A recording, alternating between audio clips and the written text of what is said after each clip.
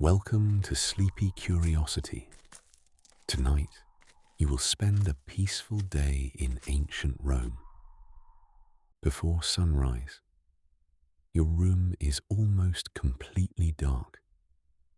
The darkness feels soft and enclosed, held between plastered walls and closed wooden shutters. Only a thin grey line appears around the edges, not yet bright enough to reveal the whole space. The city beyond them is still hidden, but it is not silent. Somewhere below, water falls steadily into a stone basin. The sound has continued through the night, a soft, regular splashing from the neighborhood fountain. Farther away, a wheel passes over the paving stones, then fades between the buildings. A dog barks once and stops. Cool night air slips through the shutter gap, stirring the edge of a hanging cloth. You lie beneath a coarse wool covering on a simple bed raised from the floor. The mattress filling shifts when you move, and the woven support gives slightly beneath your weight before settling again. It is around the year 100, during the reign of Emperor Trajan. Many people in Rome begin their days close to the rising sun. There are no clocks to mark the hour. Light, sound, work, and habit tell the household when it is time to wake. For now, the plastered room remains dim. A wooden chest stands near one wall, with a small stool and folded cloth beside it. Wood, leather, wool, cord, and wicker make up much of this ordinary space, their outlines softened by the scent of old timber and dry cloth. A faint movement comes from the other side of the room. Someone turns beneath another blanket. The floor gives a soft creak. Above you, another floor settles with a muted groan of timber. Sound travels easily through the building, carrying the first movements of other households through rooms stacked close together. The air is cool. Rome will grow warm later, especially once sunlight reaches the stone and brick outside. But the night air still lingers inside the apartment.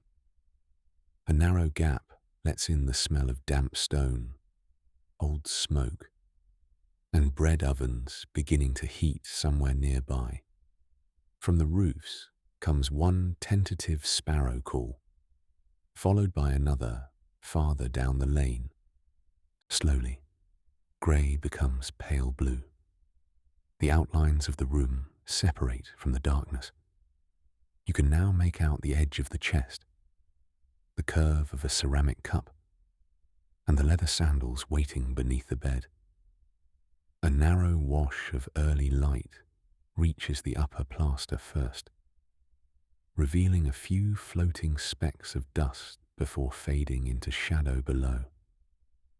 You sit up carefully. The wool covering slips from your shoulders with a dry rustle.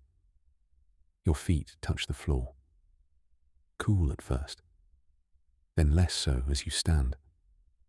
There is no need for a lamp now. Oil is valuable, and the growing daylight is enough. You draw on a simple tunic and fasten it at the waist. The cloth is soft in some places and rougher where it has been mended. Then you slip on your sandals, tightening the leather straps around each foot. The leather is still cool from the night, creaking softly as you pull the straps snug.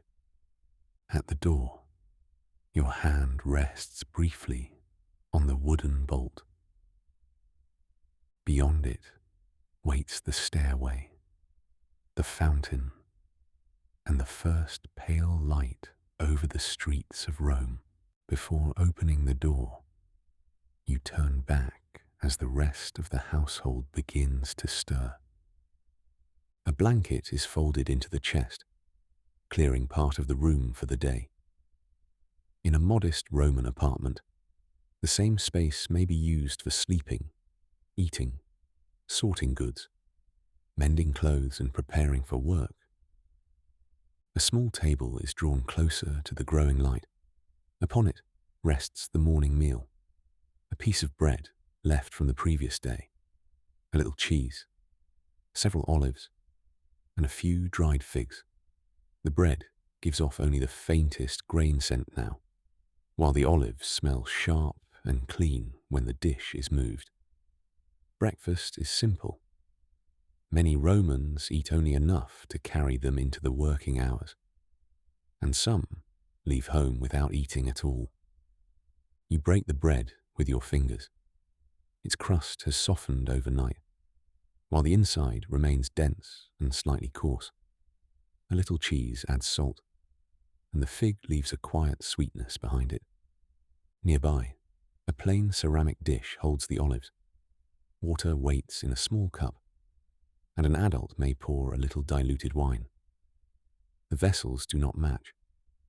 One is smooth and reddish, another pale and rougher, each kept as long as it remains useful. Near the wall, a small household shrine occupies a shallow niche. It is not grand. There are no marble columns or costly statues, only a painted border, a tiny figure, and a dish for offerings. Roman domestic religion is woven into ordinary routines. A household might honor its protective spirits with a few drops of wine, a pinch of incense, a flower, or a small portion of food. The practice differs from one family to another, and not every morning includes the same act. Today you place a crumb of bread in the little dish. For a moment, nothing moves except a thin thread of smoke rising from a small pinch of incense. It curls through the new light, briefly silver at the edges, and its fragrance mixes with bread, wool, timber, and the cooler air near the doorway. The household is awake now, but no one hurries. A child turns a nut between two fingers near the table. It makes a tiny wooden sound when it touches the tabletop. A small dog curled beside the wall raises its head, listens and rests its chin again. Someone smooths a folded cloth, while another checks a small purse before returning it to the chest. You take up an empty water vessel. It is useful but not so large that it cannot be carried back when full. Its rounded body feels cool against your palm. Only then do you pull the door inward. The stairwell beyond is narrow and dim, carrying upward the clearer sound of falling water, early voices, and sandals passing below. Cool air inside smells faintly of masonry, timber, and the morning drifting in from the open entrance. You step onto the first worn stair and begin descending toward the waking streets of Rome. The stairway turns once before reaching the ground floor. Morning light gathers at the open entrance below, pale and cool against the worn stone threshold. It lies across the lowest step, like a quiet strip of water. You continue carefully, one hand steadying the empty vessel against your side. Years of passing feet have smoothed the steps, and the fountain grows clearer with every turn. Below, the neighborhood is beginning to wake.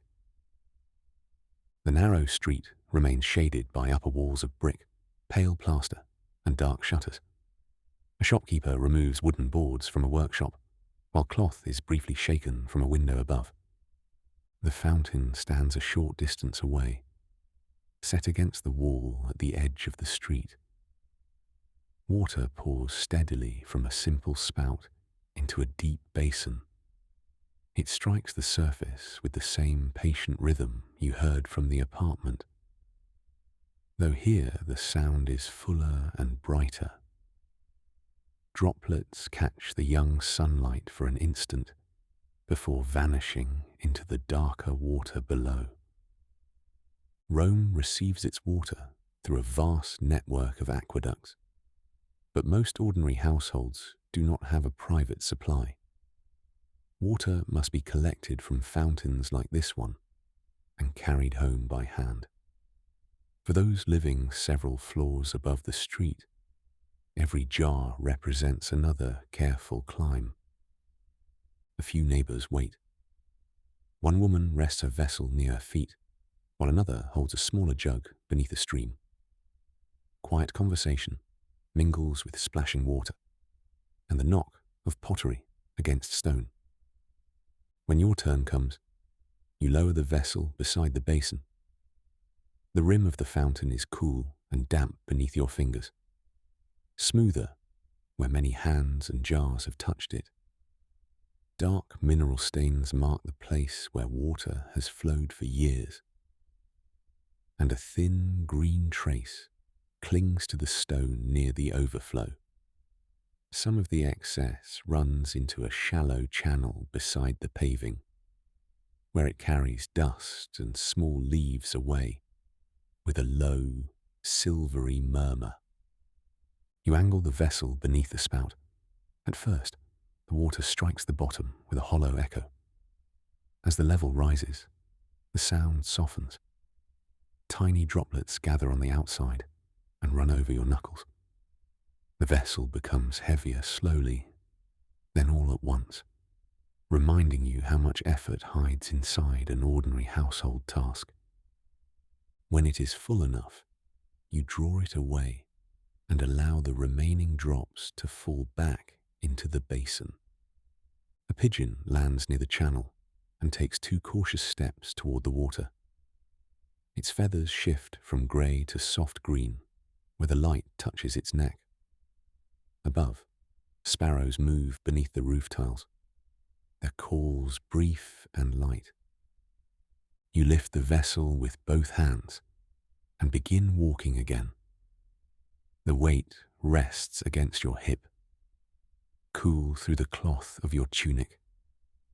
Ahead, the warm scent of baking bread drifts between the buildings as you carry the water toward the workshop, where it will be needed during the day. The scent grows stronger as you follow the lane, warm and faintly smoky beneath the cooler morning air. It mingles with damp paving, sunlit plaster, and the clean smell of water cooling the outside of your vessel. The scent leads you toward an open bakery, where heat reaches the street before you cross the threshold. Inside, the room is already fully awake. A worker moves near the oven with a long wooden tool, drawing loaves away from the heat.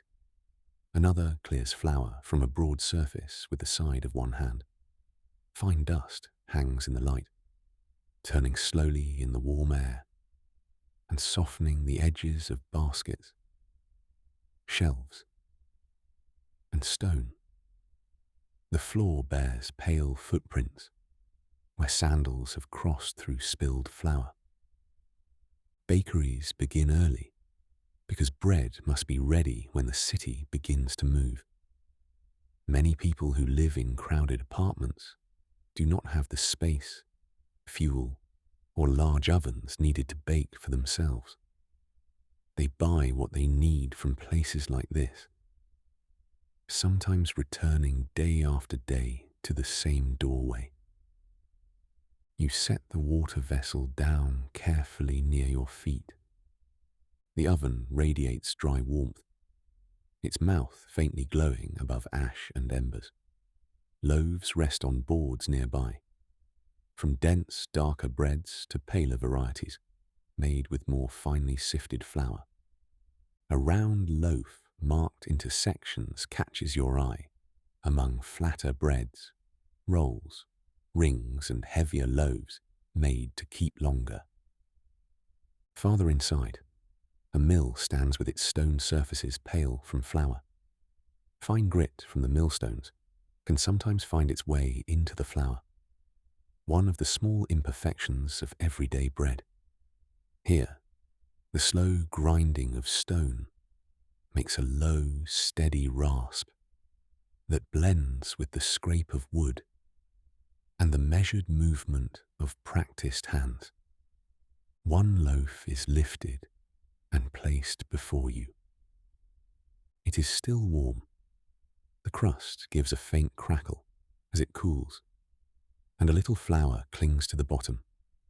When you touch it, the heat passes quickly into your fingers, bringing with it the smell of toasted grain and the faintest trace of wood smoke. Beneath the crust, the bread feels firm and substantial, made to be carried, shared, and eaten through the day. A few coins change hands with a dull, brief sound.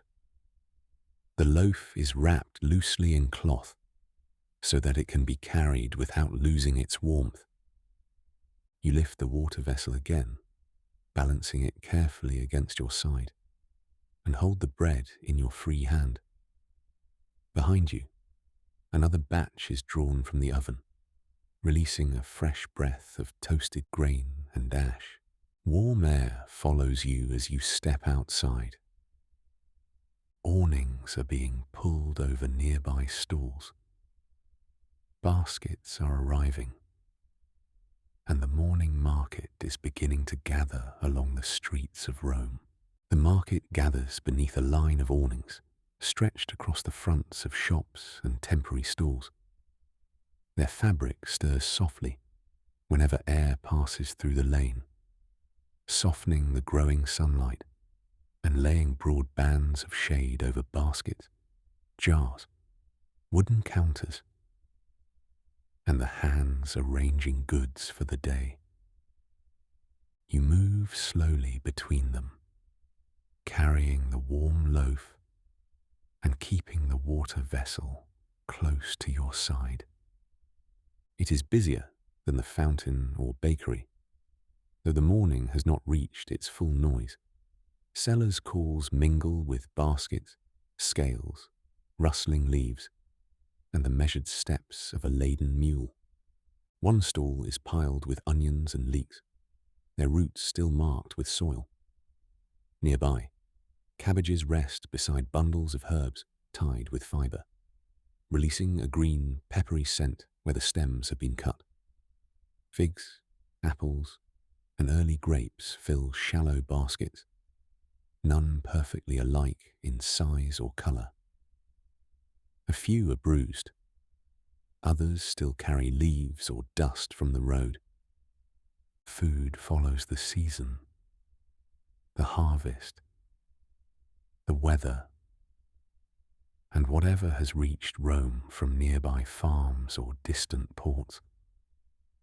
At another counter, olives and small cheeses add sharp, salty scents to the oil, herbs, vegetables, and warm bread around you. Pausing nearby, you examine a handful of lentils. They shift against one another with a dry whisper as the seller scoops them into a balance pan, then adjusts the weight on the other side. Roman shoppers depend on measures like these, though careful buyers still watch the scale and inspect what they are given. A few coins rest in your palm. For small purchases, people usually use base metal money rather than silver or gold. A worn coin from an earlier emperor may pass beside one bearing the image of Trajan. Coins remain in use for years, their portraits softened by countless hands. You offer one, and the seller turns it briefly between his fingers before accepting it. The lentils are poured into a small cloth pouch and tied shut. 2 ripe figs are added to your purchases, their skins soft beneath a light coat of dust. Farther along, oil is measured from a larger vessel into a customer's jar. Wine is sold nearby in several qualities, from inexpensive young drink to better varieties for wealthier tables. Much of it will be mixed with water before it is served, according to taste and custom. A donkey passes behind you, its hooves striking the paving with a steady rhythm. The small bells at its harness give a muted tremble. Pigeons descend near a scatter of grain, then rise together in a soft rush of wings when a basket is set down too close. With bread, lentils and water secured, you turn away from the busiest stalls. The market voices soften behind you as you follow a narrower street toward the shaded workshop, where the morning's work is waiting. Beneath the apartment, the workshop stands open to the street now that its wooden boards have been lifted away. Morning light reaches only a short distance inside, leaving the shelves and back wall in cool shadow. The air carries the dry scent of leather, wood shavings, and stone that has not yet warmed in the sun. You place the water vessel safely near the doorway and set the bread and lentils aside for later. A bead of condensation slips down the vessel and darkens the stone beneath it. Then you sit at the low work table, where a worn leather shoe has been left beside a small knife. An awl, a wooden form, and a length of strong thread. Many Roman workshops face directly onto the street.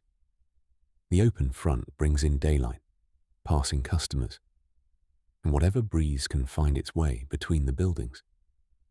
It also allows the work of the city to remain visible.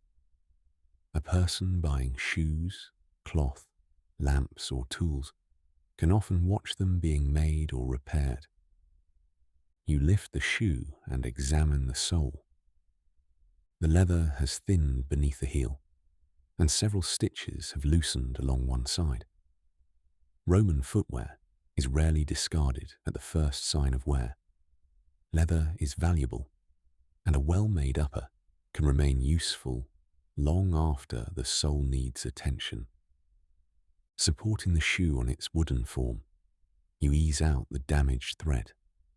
The leather creaks softly as the awl passes through an old hole and draws the new stitch after it. Outside, the street continues around you. A customer pauses at the threshold to ask about another repair. Nearby, a child passes, carrying a small basket. Somewhere nearby, metal rings briefly against metal, while farther away, a seller's voice rises and fades. Between those sounds comes the quieter tread of sandals and the occasional flutter of birds above the roofs.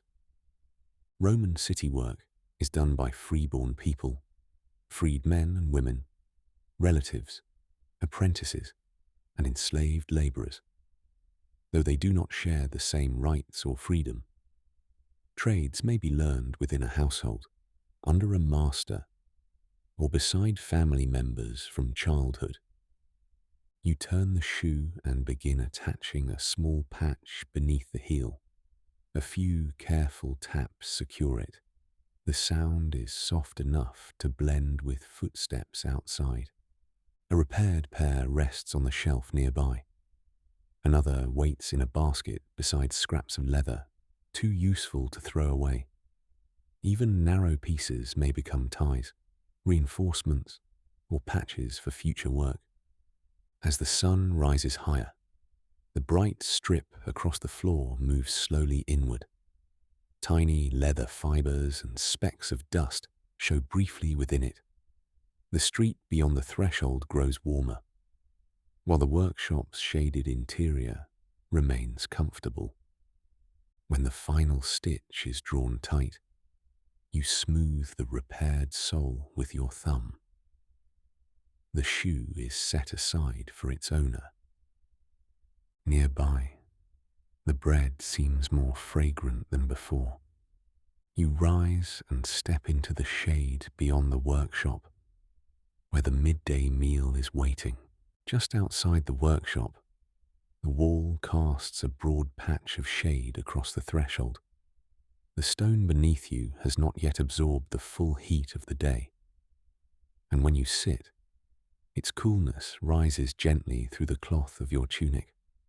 Here, the air feels quieter, touched by a small breeze passing along the wall. Your morning loaf has cooled, but still smells faintly of toasted grain. Beside it waits a bowl of lentils, simmered upstairs and brought down while you finish the repair. For many Romans, the midday meal is modest. The larger meal comes later, after work and the strongest heat. The lentils have been softened in water and dressed with a little oil, onion, and herbs. Warm steam carries the mild scent upward from the bowl. A salty seasoning, perhaps only a few drops of fermented fish sauce, adds depth without overwhelming their earthy taste. You dip the bread into the bowl. The crumb absorbs the warm liquid, becoming soft along the torn edge. A few drops of oil shine on the surface before disappearing into the bread. You eat slowly, listening to the city from within the shade. A plain ceramic bowl rests beside your knee.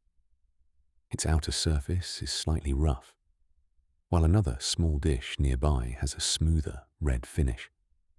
Pottery of this kind travels widely through the Roman world, and even a modest household may own one attractive vessel among simpler cooking pots and cups. The pieces need not match. Each remains in use because it still serves its purpose. You pour a little water into a cup, followed by a small measure of wine. The mixture is light and refreshing rather than strong. Romans dilute wine in many proportions, depending on taste, quality, and occasion. There is no single rule followed at every table. Beyond the shade, sunlight trembles above the paving. Market voices are distant, and a breeze carries warm stone, dry timber, and herbs from a nearby pot. You finish with a piece of cheese and one of the figs from the market. The cheese is firm and salty. Then the fig gives way beneath your fingers, its sweetness lingering after the simpler flavors of bread and lentils. Nothing marks the end of the meal except the empty bowl.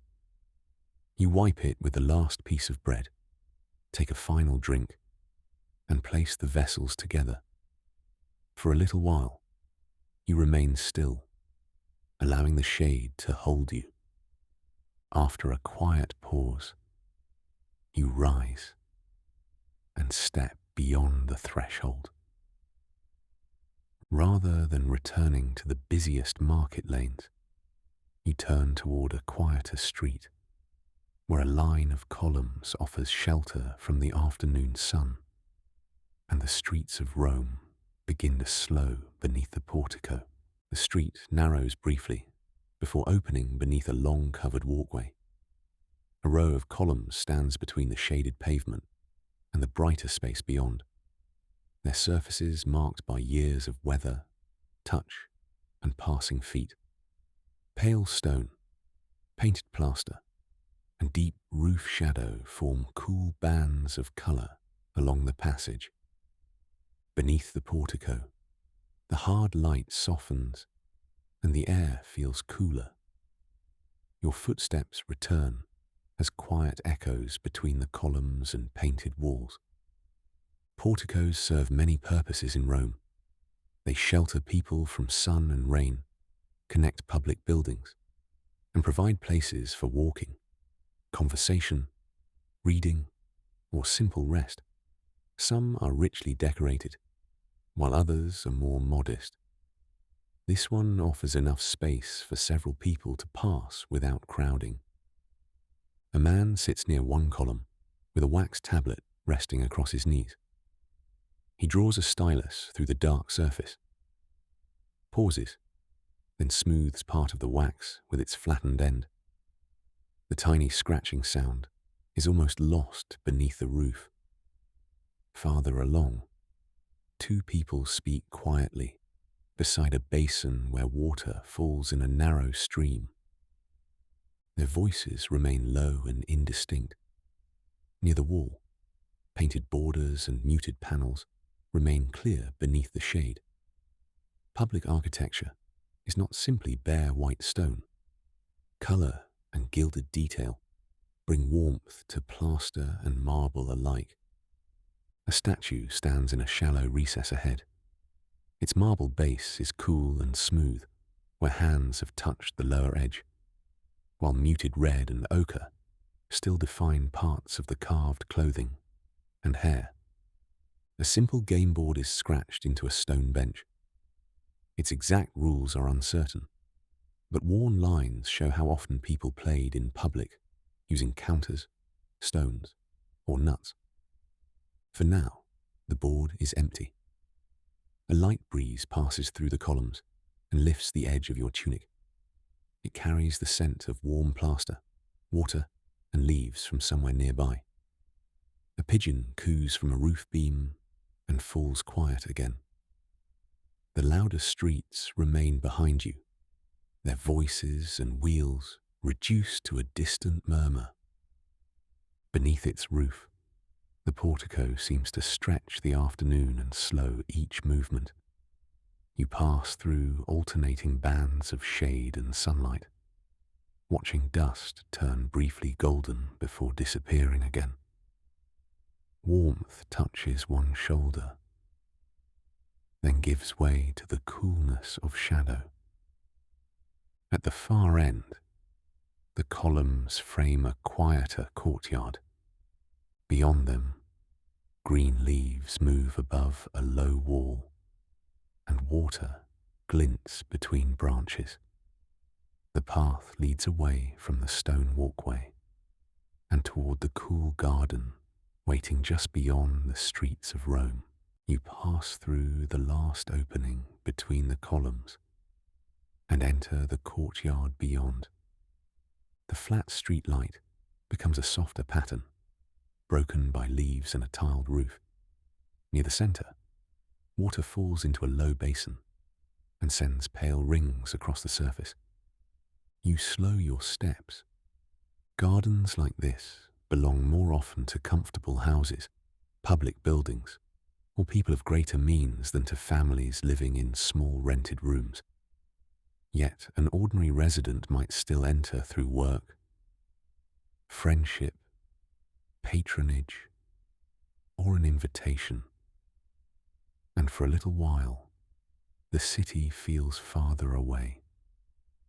Vines climb along a wooden support near the wall. Ivy gathers in one shaded corner, while laurel and myrtle stand in large containers beside the path. A few herbs grow close enough to brush against your clothing as you pass. Their leaves cool where the shade has protected them. When you touch one leaf, a fresh fragrance rises and mixes with damp stone and sun-warmed plaster. The basin reflects a wavering patch of sky. Roman gardens are arranged as carefully as rooms. Plants, basins, painted walls, sculpture, and shaded walks are placed to guide the eye and cool the air. The effect is not wild countryside, but nature shaped into a quiet part of the household. Painted branches and birds extend the garden across the far wall, creating an ideal world of fruit, leaves, fountains, and open space beyond the small courtyard. A small stone figure stands beside the plants, its surface softened by weather and touch. Red pigment remains in a fold of its garment, and a darker line still marks the carved hair. Whenever the shifting sunlight reaches it, a bee moves slowly among a cluster of flowers, its quiet hum appearing and disappearing between the leaves. Somewhere above, a bird calls once from the roofline. The city can still be heard, though now it reaches you only in softened fragments. A distant wheel, a faint voice, the brief knock of something set down in the street. You sit beneath the edge of the covered walk. The stone here is cooler than the path in the sun, smooth beneath your hand and faintly damp near the basin. Water gathers at the lip before slipping over in clear drops.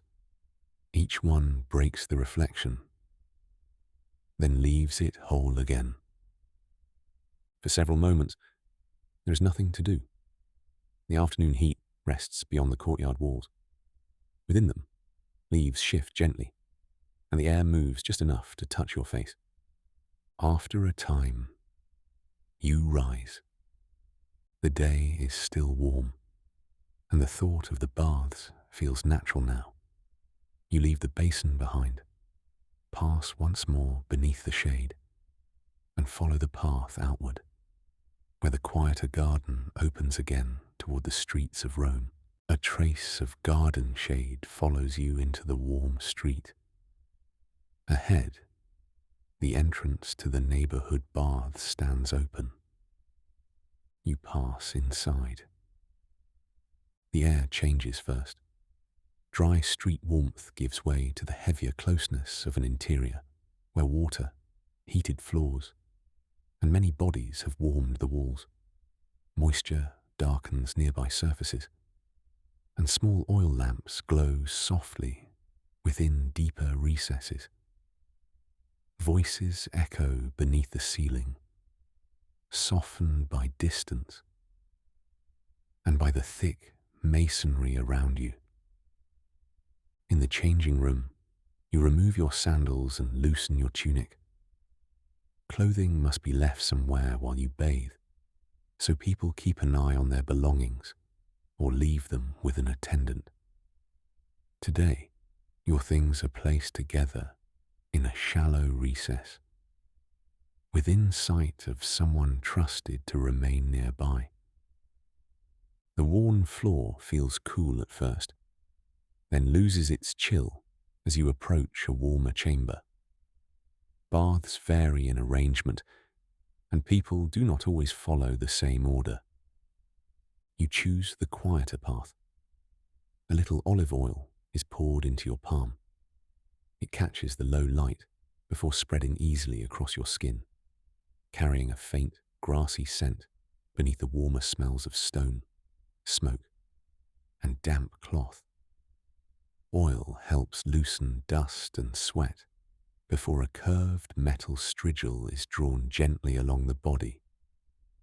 The scraper follows the line of your arm.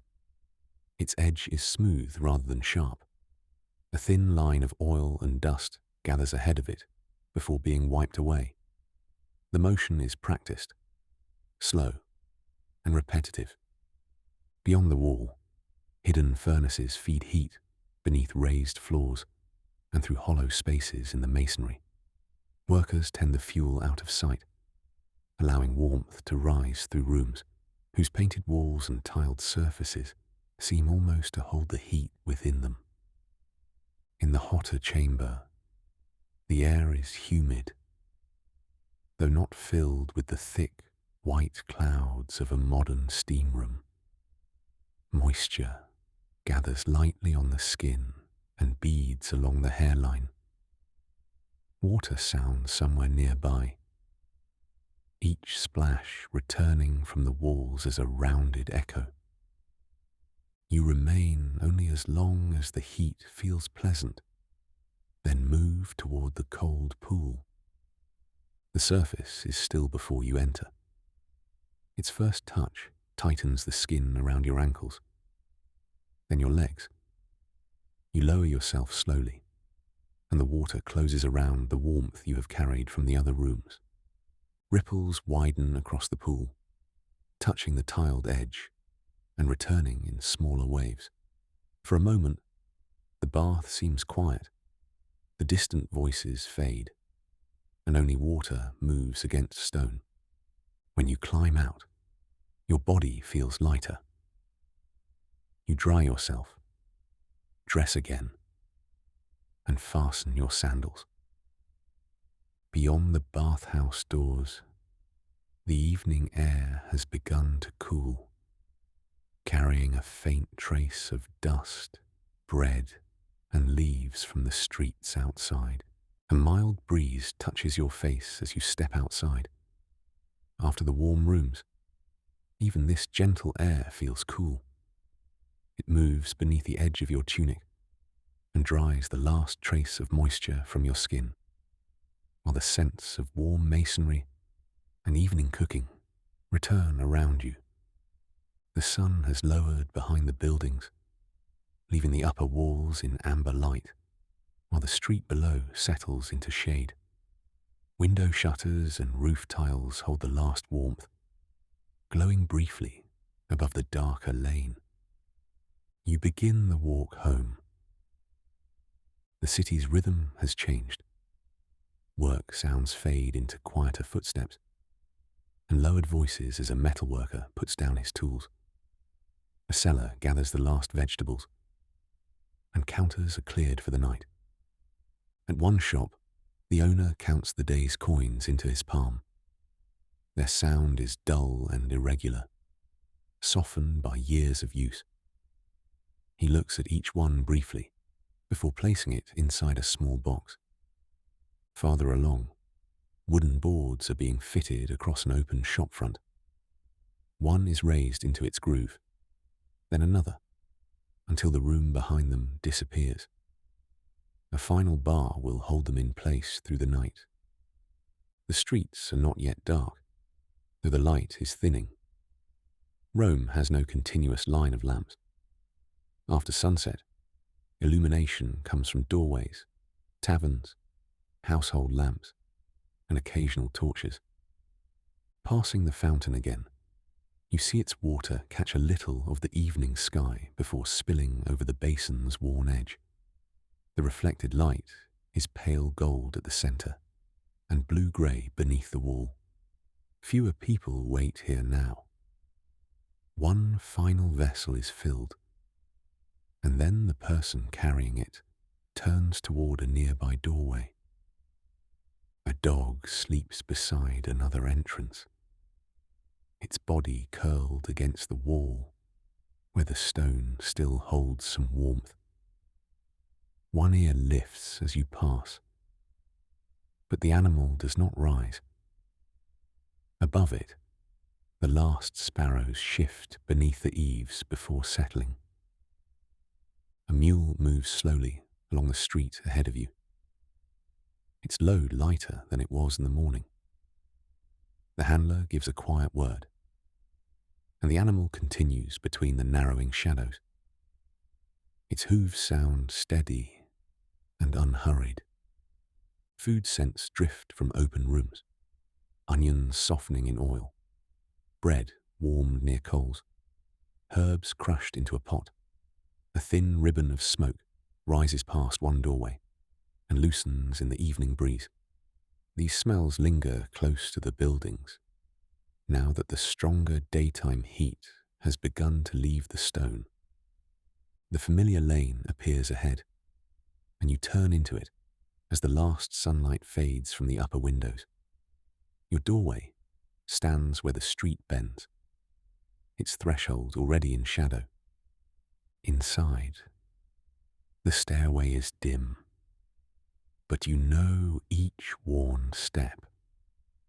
You begin to climb, carrying the coolness of the bath with you, while above, the household prepares the evening meal. At the top of the stairs, the familiar room is warmer than the landing below.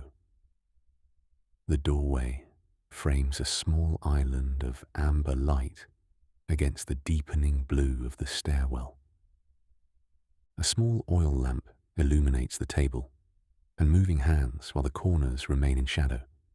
Its light catches a bowl, a water jug, and a few olives, making shadows breathe across the plaster. The evening meal is nearly ready. A pot has been drawn away from the heat, and steam rises gently when its lid is lifted.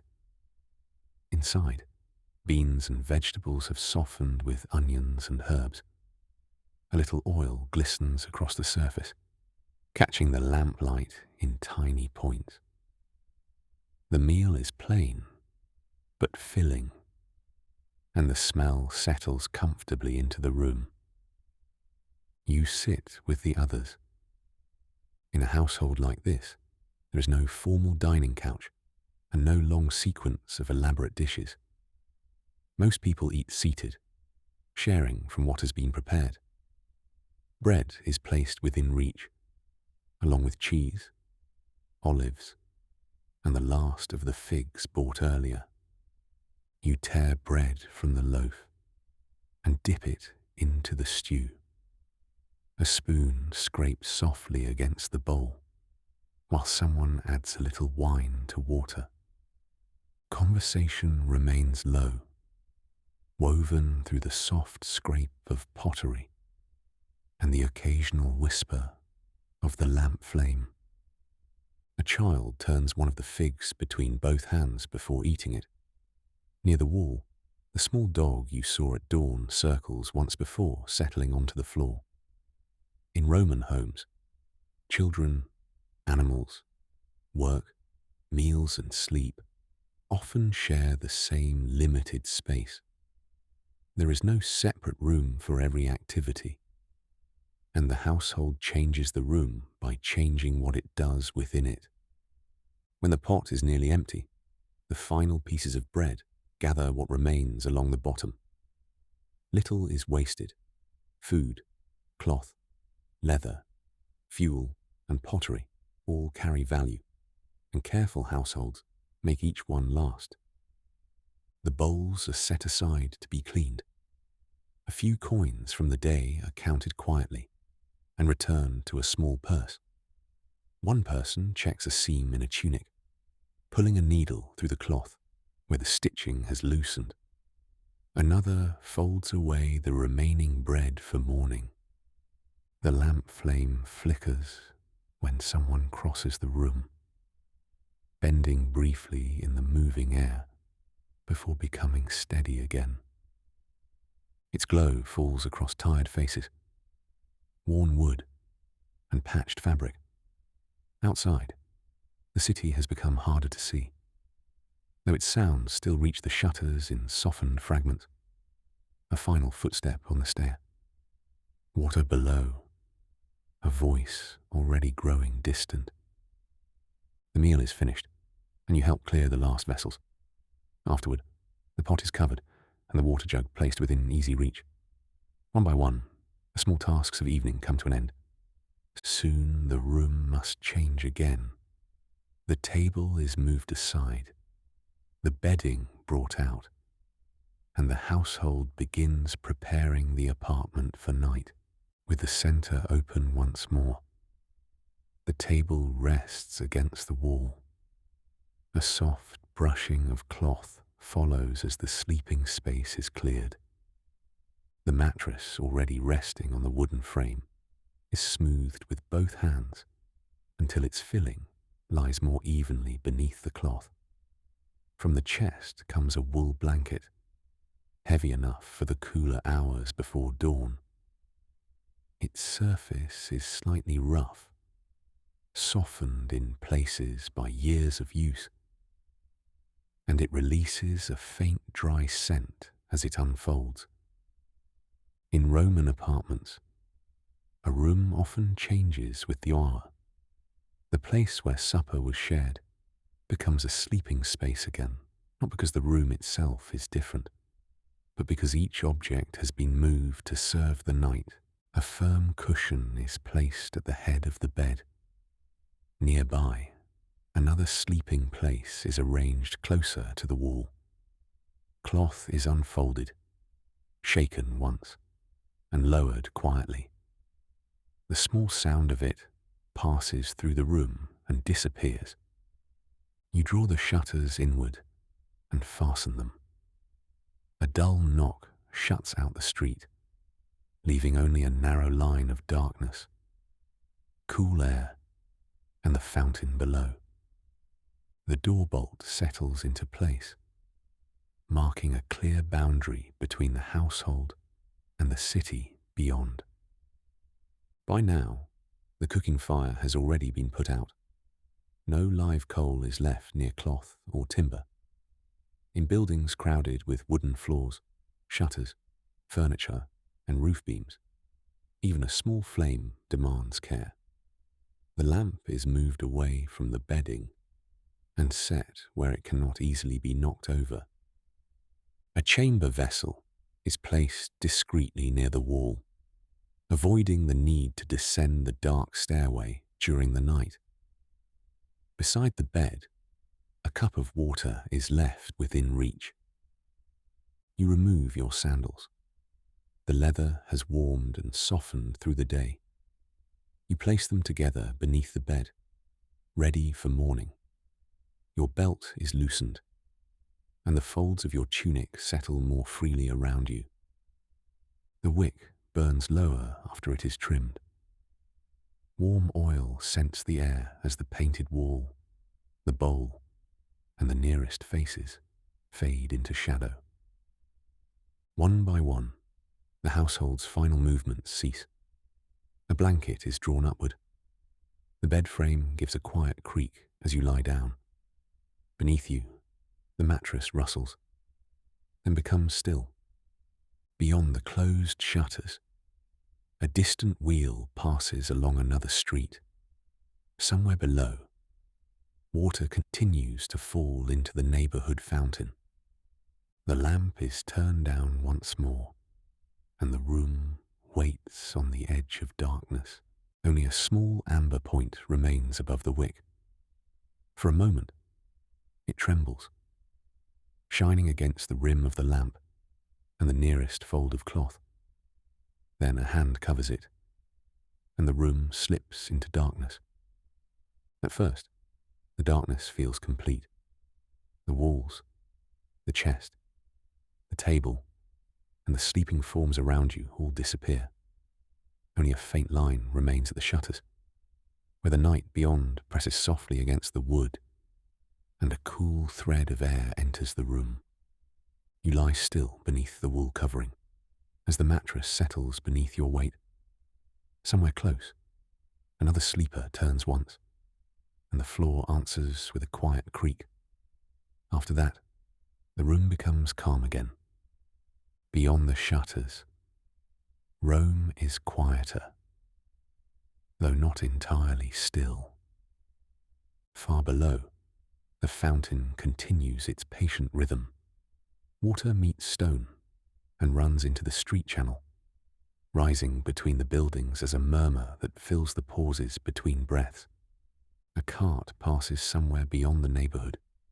You hear only part of its journey, the slow turning of a wheel, a brief rattle, then nothing. Writers of the time sometimes complain of night traffic in Rome's narrow streets. But here the sound is distant and soon gone. A dog barks once from another lane. Farther away, a voice calls briefly, perhaps to a companion or an animal, then fades before the words can be understood. Somewhere in the city, the vigiles, the night watch, make their rounds, but their footsteps do not enter your street. Only one distant tread passes and is lost among the buildings. The air inside the apartment cools little by little. You draw the blanket closer. Its weight settles across your shoulder, and the rough wool grows warm where it touches you. The darkness no longer feels empty. It holds the quiet breathing of the household, the familiar shape of the bed, and the knowledge that the door is fastened. Outside, isolated lamps still burn behind a few shutters. A torch may move through a distant street, briefly touching stone with orange light before disappearing. There is no bright glow over the city, only scattered points of flame beneath the night sky, and a little moonlight resting on the highest roofs. Beyond the roofs, a thin cloud passes across the moon, softening its light until the tiles and chimneys become only darker shapes against the sky. Your breathing slows. Sounds begin to lose their edges. The fountain becomes a continuous murmur. The cart is forgotten, and even the night breeze seems to slow against the shutters. You do not need to measure the hour. Night passes through darkness, habit, and the gradual return of light. Perhaps you will stir once, or sleep until the first footsteps below. For now, there is only the bed beneath you, the blanket above you, and the cool air resting around the room. The city continues beyond the shutters, but it no longer asks anything of you. Water falls softly into stone, the darkness deepens, and without noticing the moment it happens, you drift into sleep.